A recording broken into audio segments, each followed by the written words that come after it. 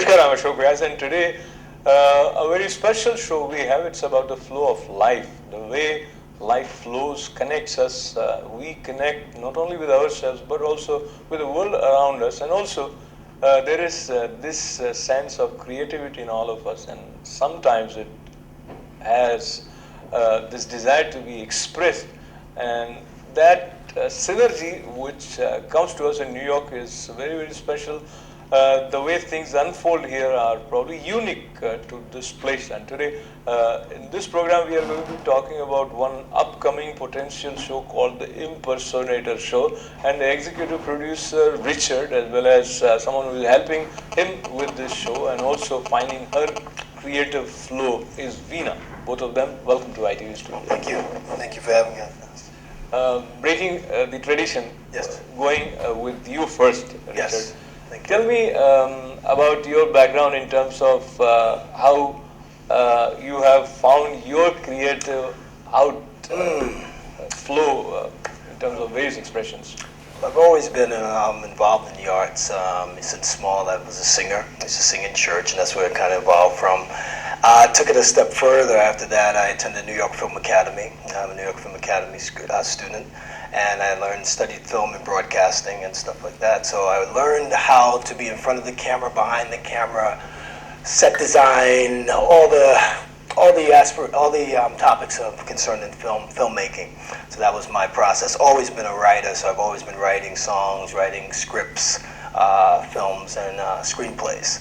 So that's always been a part of me. So I expanded on that with a documentary I did on Hurricane Katrina called New Orleans, We Won't Forget About You, and that screened at Anthology Theater here in New York and New York Film Academy. So that was my first documentary project, which kind of humbled me in terms of looking at journalists, a documentary, how you get so involved in it, so personal. Sometimes it can be so much research involved, So it took about 1 year to finish that documentary, and I was very proud of it. As you know, that tragedy was very traumatic on both sides. And there's so much to talk about with it. So it was a great experience. So that was my first documentary, but comedy has always been a part of me. So when I put the documentary down, and everyone wanted part 2, they wanted part 3, when are you going to do a part 3 on this? I said, no more documentaries. Too painful. So there's no death and destruction. So I went into comedy, and I've always done like impersonations, and I'm an actor as well. So I went into screenplays of comedy scripts. So I had this show called The Rhyme Impersonator Show. I started it. In the beginning, it was a process. It took some time to cultivate the characters, to put them together, the writing, and having the right team to really pull off the production was the hardest aspect of it. So that took time to kind of develop. So it was a project that kind of started and stopped because the team wasn't there. There were people that were a part of it fell off. So then it went back. So it went forward. So now I said, if I do this project, I want to do it right. Good team, reliable, dedicated, and we can move forward and finish it. So I'm very fortunate to have that team now, and since then we successfully completed 2 comedy skits that are now post-production, and we're looking to complete 3 more skits to finish the pilot, which is why we're doing a Kickstarter campaign. Wonderful. When you hear Richard, and there's so much that flows based on his experiences, various steps that he has undertaken, and also we are fortunate to be welcoming another team member of this team that Richard mentioned. She is helping the show as set designer, production assistant, and she herself is a poet and a creative person in her own right. Veena, tell me, you are basically an electronics engineer. That's right. And then how creativity and this project? Pretty much since childhood, I had 2 things going. Pretty much as Indian parents are, they always make sure that you have a stable job, you get into engineering, and then surviving in India is way too different. The competition is very high, so the only way they tell you is get into engineering or become a doctor. So that has always been the 2 paths or 3 paths that's given. So I was like, okay, fine, I'll do it. But my appreciation for arts and love of arts has always been there. My father, he's an ardent lover of arts. He likes painting, he likes singing, So I was surrounded by arts. I did learn dancing when I was small, and I used to write poetry in a very small scale during my high school.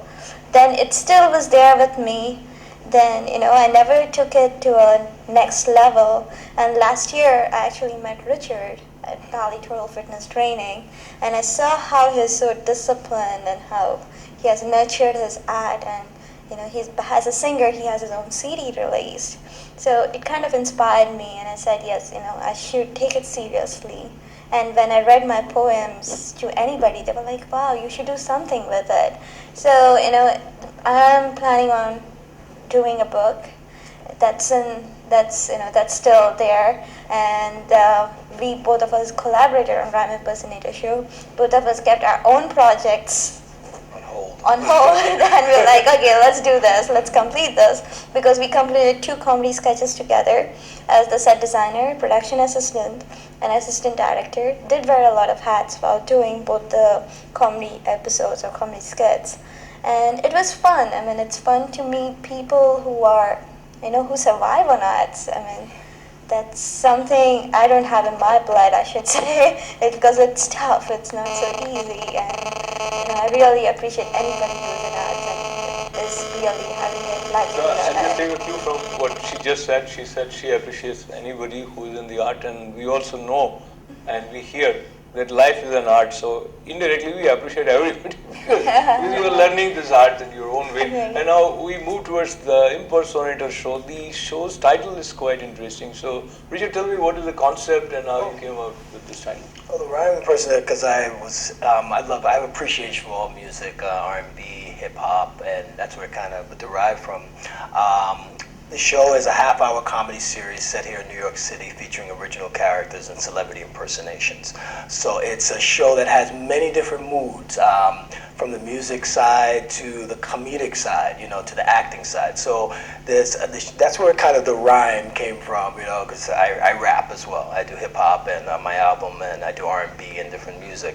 So Impersonator kind of came from my love for impersonations of different comedy legends, Let's see some of your favorite impersonations. If you guys get a chance, you can check out our What a Kickstarter World video where I impersonate Satchmo, if you know, from Louis Armstrong, classic song, What a Wonderful World. I kind of did it in a different twist, in a comedic spoof of What a Kickstarter World. We'll get a glimpse of it right sure. here. So it goes, I sing passions and dreams of my cast and crew, supported by love for people like you. And I think to myself, what a Kickstarter world. I see millions raised. We just need 5,000 to complete our project and keep hope alive. And I think to myself, what a Kickstarter world. The filming of a project is not as easy as you think. So when we go over budget, we all just have a drink and we'll blame Veena K. Short for Kondapalli. Put her on the next plane. Send her back to Bali. I see. Very nice, very nice. Thank you. Very good, very good. Now, Veena, tell me about the creative process, which or the synergy or working together for this Rhyme Impersonator show with Richard. What has been your input, and since it's a cross-cultural ground, so to say, do you, and during the making of this pilot, you have met many people, so what has been the special memories for you? For me, it's amazing how, we think that there are so many different cultures, but when we all come together, the unity, the different ideas, we all fusion so well. The amalgamation is so beautiful, and it's just that, we get so many creative ideas. I mean, Richard didn't know anything about Carnatic music. I introduced him to Carnatic music, and teacher Nibi, she does a fusion of jazz and Carnatic music, and it's pretty interesting because we meet so many different people with so many in different fields. So we had Malaika Rao, I had Vaishnavi Kondapalli, Teja Kondapalli, It's pretty much, and Santa's kid, I should say, Santhiel Tilagal, he was my assistant set designer, and I know this was her first time doing set design. I gave her a wall. I said, take this wall, my friend's apartment, to cut costs, of course, as an independent. I said, take this wall and turn it into Santa's workshop. And Veena did the work. She did the research, this design, sketched it like an engineer, and the producer woke up. It was amazing. The wall looked like Santa's workshop. It was so I challenged her. She said she wanted to try something new, step out of her comfort zone. I gave her the platform. I said, there you go. And she took it. She did all the work, and it was amazing, amazing skit. We did 4 characters in that skit. I play an Indian character in that skit as well, black female, and a nerd character, and a Jamaican. I played 4 characters in the show. I couldn't have done it without this woman here. It's just amazing set design, and you can go into the different hats. Makeup. I felt like it's a prototype. It's similar to engineering, wherein you're planning. You're actually sitting down with everybody, talking about everything, every detail. Then you're planning it, making sure as an organizer that everybody can come on that day. So I think that is the hardest part, as a production assistant, making sure that everybody is there to actually make the art, to make the movie, to make the comedy, to execute it. And when everybody comes together, it's beautiful. It's just the energy is so high. You're like, okay, let's do it, let's complete it. And it's fun. It's a lot of fun. So talking about this lot of creative fun wherein you get to express yourself in a way which you have prevented yourself from doing because of X, Y, Z things. So switching gears, asking Richard if anybody wants to be a part of the Impersonator, whatever the show is. What are you are going? It's like a real life program. This is kind of a real TV production. It's kind of not like stage comedy, but it does open up on a stage. So it's kind of a show. If you see like Mad TV, or if you've seen Saturday Night Live, kind of along that context of the opening of the show, then you have the pre-recorded skits. So we're going to be doing some of that. And we're looking for actors, we're looking for directors, we're looking for producers, we're looking for people that want to be a part of this new project. A lot of our actors were just up and coming. They weren't big celebrities, but they were amazing actors, So the show will possibly spawn new talent, new creative talent. We're doing a casting on October 5th. If you guys can come to Times Square. We're going to do a live outdoor casting, so people will bring your headshots. Veena's going to be there. We have a lot of the crew, the producers are part of the project is going to be there. And we're looking for actors to complete the last 3 skits. So we're reaching out to people. We're going out to New York because this is the city we want to produce it in. There's no other city that we can produce this project in. And this is kind of the city where all the characters derive from the sets, everything. All the comedic materials are derived from New York. So we want New Yorkers to be a part of it. A lot of people that you'll see when the Kickstarter campaign launches on October 5th, you'll see a lot of people behind the scenes, the set designers, you'll see the makeup people you don't really see when you see a production in full fruition when it's done. So that's the great thing. So we want to encourage actors to come out. We'd love to see you. Come down. We're going to be there at 8 p.m. I think 8 p.m. to 3 p.m. 10 a.m. to 10 a.m. 10 a.m. to 3 p.m. To 3 p.m. On Saturday, October 5th? October 5th. Saturday, October 5th. Friday is October 5th. Saturday. On Saturday, sorry guys. On October 5th. On the launch date, we're going to have this casting. So we'd love to have you actors come out. And you will have 3 minutes to do a comedy monologue, and you have to do one impersonation for us. Object of the game, make us laugh. That's it. So now the challenge comes to you, if you are to impersonate somebody, who's your favorite one?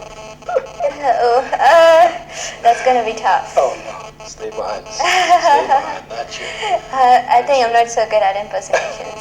But I can sing MIA and I can sing Nora Jones, but I do need the karaoke lines for that. You did interview a lot of people and you asked them to impersonate anyone who... Yes, that's true. That is right. And I can definitely tell you a joke, or I could definitely, Let's go for a joke. Go for a joke, alright, okay. I think I'm gonna repeat, or I'm gonna tell about my childhood story, because I think it was very funny. I was very small, and my sister is like 2 years old to me, And my father pretty much is a mining engineer, and he actually works in the night shift. He comes in the afternoon or in the morning time, and he's sleeping. We were in Goa, and pretty much, our school doesn't start until 1 or 2 at that time. So we were at home near the windowsill having a good time. My father was sleeping, and I was really small, like a kindergarten. And I was very naughty. So what I did was I kept my head in between the 2 bars of the window, and I was playing around, sneaking around, and I just removed it, and I was like, wow, this is something cool. So I put it again, and again removed it again. Then I was like, okay, I challenged my sister to do it, and my sister actually put her head inside, and she was trying to remove it. It doesn't come out, and both of us get really scared because she's really stuck. Her head is really stuck. So we're like, Dad, no, come on. And my dad was like, oh, what happened? And then he sees that my sister's head is really stuck inside, and he's like, oh no. Then he slowly slides it over and comes out. Everything is fine. Then he looks at me, is this your idea? Oh, no. So there are various ideas that sometimes puts you into the trouble or someone else gets into trouble because of your ideas. And talking about ideas, coming to you, Richard, Yes. you are also a trainer, and Yes. so you're a dancer also? I'm not a dancer. Well, if I have to play a dancer, then I will have to dance. Let's take a few tips from you as a personal trainer in terms of people taking good care of their health. Mayor Bloomberg is also cutting down on the amount of soda that Sugar and soda. sugar. And they say that obesity is obesity is dangerous actually. So very dangerous. As a Very- personal trainer, what are your Very tips? dangerous. I've worked with a lot of obese clients in my field, and I always teach them, moderation is key. All right, it's a balance. You have to find a balance. There's a time to eat, time to, it's not sometimes what you eat, it's how much you eat, what time you eat, what time should you eat, what time should you stop eating. The body works in the process. So I tell people, limit your carbs. If you're gonna have carbs, you gotta have to be able to burn it. And I work with a lot of clients with sedentary jobs. When I met Veena, I was training at Bally's Total Fitness. She had a sedentary job. Very hard when you're sitting for hours. So you have to get up and stretch. I tell people, my tip to everyone, get up and stretch. Take an hour if you have a sedentary job. Get up, set your alarm clock, do some jumping jacks. Keep the blood going, because when you sit, the body will store. It will store. If you're eating, it's going to store. So you want to balance it. I talk about alcohol consumption, because it's high calorie sugar food. When people, they would work out in the gym, they work out so hard. Oh God, I burned 500 calories. I feel great. Then they go to the bar, and one mixed drink. Oh, what did you do in the gym? You did nothing.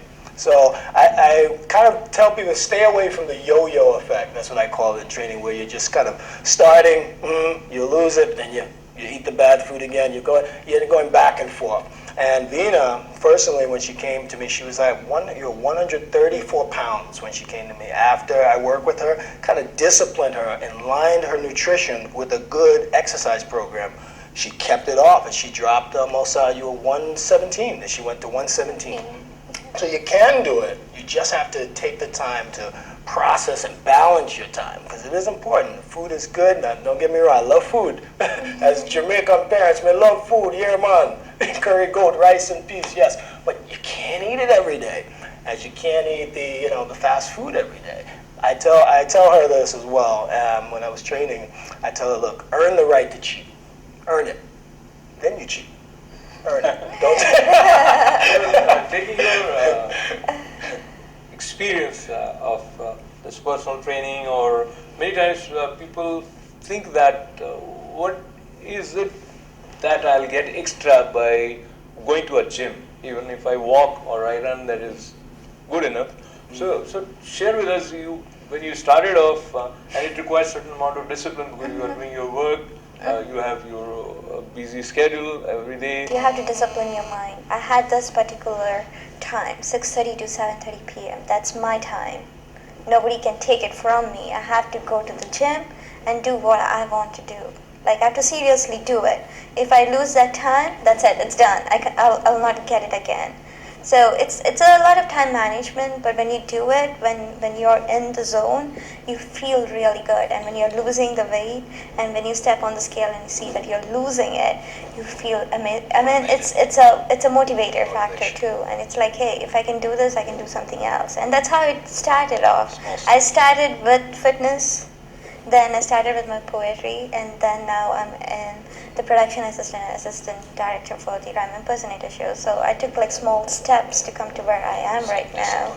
And you might, it fluctuates. I fluctuate, but you have to love yourself. That's the first thing. Love what you are, be what you are, and go from there. My personality is the same, whether it's 131 lbs or 117 lbs or 112 lbs. I'm the same person. It's just to be healthy. When you are fit, you can do a lot of things. That's what I can say. So that's a statement which needs to be repeated, that if you are fit, you can do a lot of things. And what Veena said, that you have to love yourself. And how you love yourself is related to the kind of relationship which you have with the dialogue with yourself. And the kind of dialogues that you generate are different when you are doing some exercise and you're feeling fit about yourself. And before we wind up this conversation, let's talk a little bit about people who inspire you in bringing out the best in you. So Richard, in your case. So too many to mention. I mean, in terms of acting, I love Eddie Murphy. I love Jimmy Crystal. I mean, Robin Williams, one of my role models. That's the standard that I hold myself up to when I'm on the comedic side, when I'm in front of the camera, when it's time to be on, when the director yells action, I have to be here. So that's the standard I hold myself on the acting scale, and I hold anybody that works on my team to the same standard. Some I don't really have to, because they know their craft. If they're doing makeup, they know what to do. Veena, I knew she had that set design down perfect, but from one project to the next, she saw that it was different, because we did one indoor and then we did one skit outdoor, Central Park. I played a homeless guy. Not the homeless guy you want to meet, but he was cool. And she uncovered many things with that. It was a little easier because it was different. Different outdoor setting, the lighting is different. So there's a lot of technical things involved as well. So I mean, I hold myself to that standard. As a writer, I want to make you laugh. If you don't laugh, then I didn't do my job. But if you laugh, then that's what it was. So I hold myself to that standard. So looking at the time constraints, continuing with this last bit from Veena, in terms of people who have inspired you. People who have inspired me, I have to say definitely my parents, who have been very hardworking.